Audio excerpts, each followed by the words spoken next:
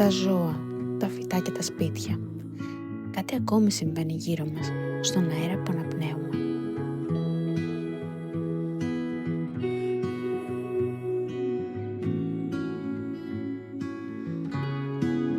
Καθώς καίγονται τα δέντρα, τα φυτά και τα σπίτια, βγαίνουν στον αέρα καπνός και μικροσκοπικά σωματίδια.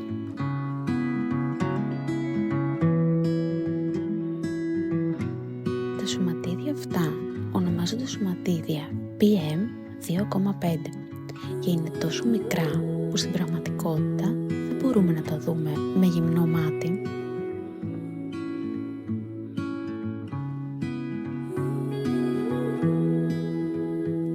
Τα σωματίδια αυτά όμως μπορούν να εισχωρήσουν βαθιά στους πνεύμονές μας.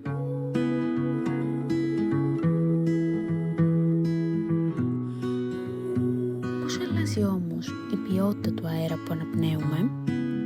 Ο καθαρός αέρας γεμίζει με καπνό, διοξείδιο του άνθρακα, αλλά και στάχτη. Έτσι, η ποιότητα του αέρα πέφτει και γίνεται όλο και πιο δύσκολο, αλλά και βλαβερό να αναπνέουμε, ειδικά για τους ηλικιωμένους, τα παιδιά, αλλά και όσους έχουν άσθμα. Πώς επηρεάζει λοιπόν αυτό την υγεία μας?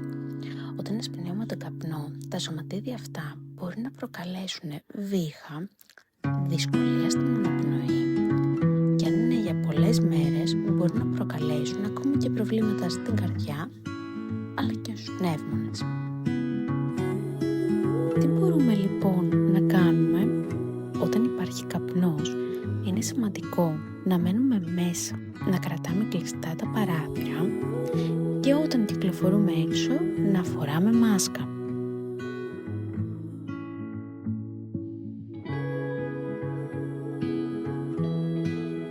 Φυσικά αυτό που πρέπει να κάνουμε πάνω απ' όλα είναι να προστατεύουμε τα δάση μας. Όταν φροντίζουμε τα δάση μας, τότε φροντίζουμε και την αναπνοή μας.